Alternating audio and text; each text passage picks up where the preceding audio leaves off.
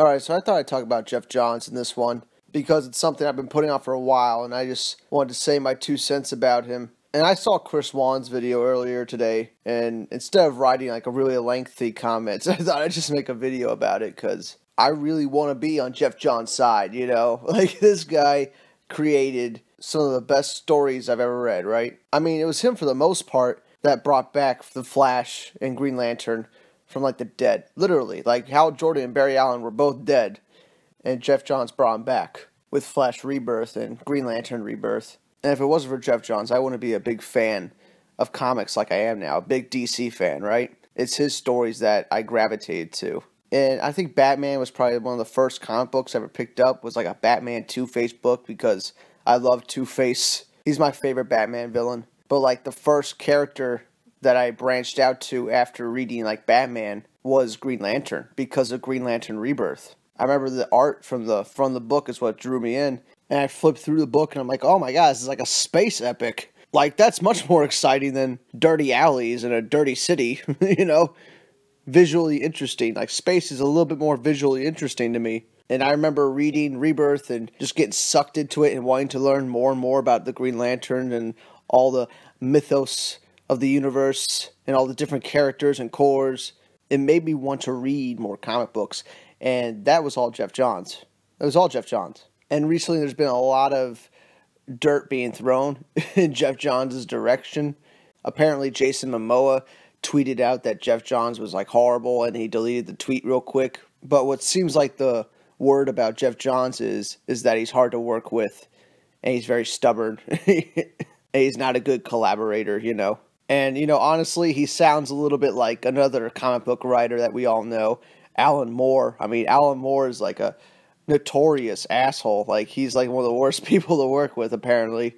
But he's still like the greatest comic book writer of all time. You know, most influential comic book writer. I mean, it doesn't really matter what kind of person he is. What matters is the work that they do. And I think the same thing goes for Geoff Johns. Now, I've always been the firm belief that Geoff Johns hasn't had much power, or at least not as much as people think. Like, he's not like the ultimate decision maker when it comes to, you know, who's getting cast in the movie, you know, who's writing the scripts, you know, who's getting hired as the director. Like, he doesn't have a say when it comes to that. At least I don't think he does. So there's only so much he can actually influence the film. I think what it comes down to is he's telling them exactly what kind of characters they need to make and exactly how they should look. And if they don't do it, he's going to fight them to the death on it. And that might be the case, but I've never actually heard Geoff Johns say a bad word about Zack Snyder. Like, the person, Zack Snyder. He's never said a bad word about him. He's been involved on Man of Steel, BVS, Justice League. You know, Geoff Johns has been involved in all these movies, Suicide Squad, Green Lantern 2011. And what I think is happening is that I think Geoff Johns, after what happened with Green Lantern in 2011, I think he just got scared of letting Warner Brothers make the movie, like, on their own. Because back in Green Lantern, he didn't have, like, any say. He was just giving the okays on the designs and stuff like that. And I still remember the Comic-Cons from 2011. And Geoff Johns was so excited about Green Lantern. He was so excited about getting the movie out. He said it was based on his Secret Origins book. And it turned out that was not the case at all. Warner Brothers spent, like, almost $300 million on Green Lantern. And they didn't even stay true to the book he wrote specifically for the movie. So I'm thinking Geoff Johns got burned, you know, and he was feeling burned after that. And when he had his opportunity to actually take control and start making decisions during Justice League, because I don't think he had any say for Man of Steel or BVS, because, I mean, if he did, we would have got something like Justice League, but we didn't. You know, Man of Steel and BVS are drastically different from Justice League. And I think when Justice League was coming around, he started to get like a big head and started to think he wanted to be Kevin Feige and started making all these decisions to make the movie lighter and funner and all this type of shit that the movie didn't need.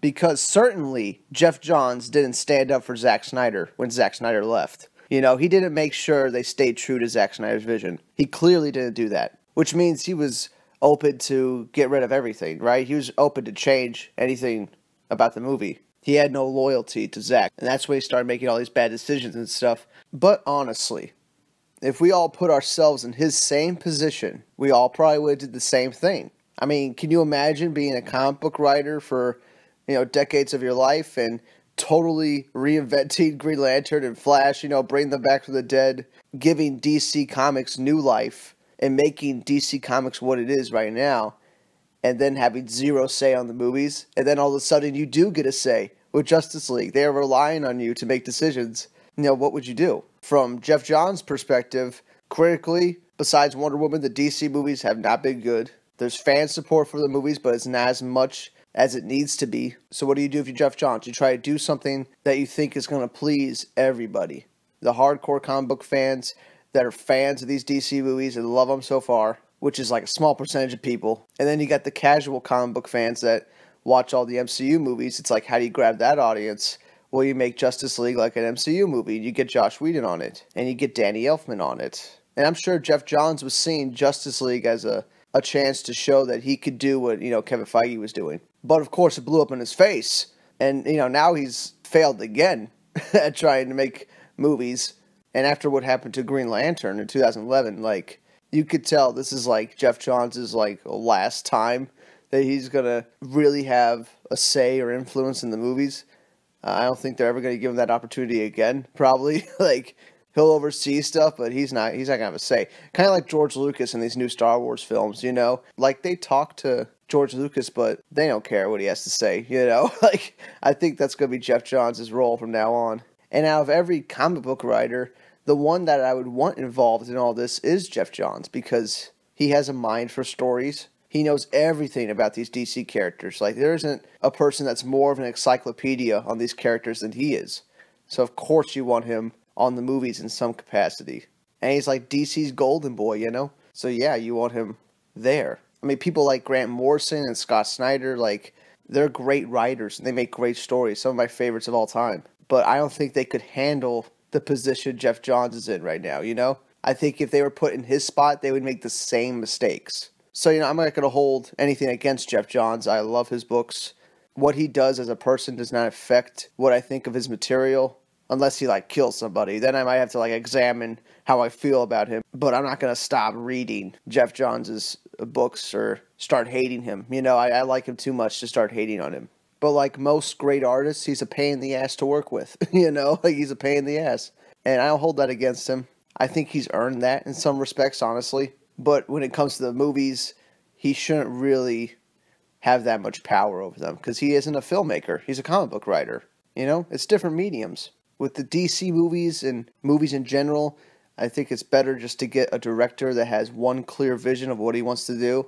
Get a screenwriter and get a cinematographer that can communicate that vision, and let each movie be its own unique thing, rather than a factory line of movies where every movie is the same. It has the same exact formula, right? Every movie should be a little bit different. No two movies should be the same. And DC is still early enough along in their whole movie franchise that they could still do that. I have a good feeling that Aquaman is going to be a hell of a lot different than the Shazam movie, right? And Wonder Woman's going to be different than both of them. These movies aren't going to look the same. They're not going to be the same tone. They're going to be completely different. If they do that, there's going to be nothing but good things for them, People won't get bored of the movies. Superhero films won't be stagnating, Since every film's a little different, every film will be good in its own way, have its own group of fans and stuff. I think that's the direction of all these DC movies. And I don't think Geoff Johns helps that. I think Geoff Johns is a people pleaser and not very charitable with letting other people create with these DC characters, right? But that's it from me for now. That's what I think about Geoff Johns. Comment below, let me know what you think about Geoff Johns. But if you're going to hate on Geoff Johns, just remember, out of all the people in the world to hate, should Geoff Johns really be that person? You know what I'm saying? There's plenty of other people to hate right now. But yeah, that's it for now. I'll see you on the next one, which I don't know when it's going to be. It might be a couple days. I don't know. I don't usually post every day. Sometimes I take a few days off and stuff. But I always try to get videos up every week, And I've been pretty consistent about it. So yeah, comment below, let me know what you think, and I'll see you all in the next one. Bye.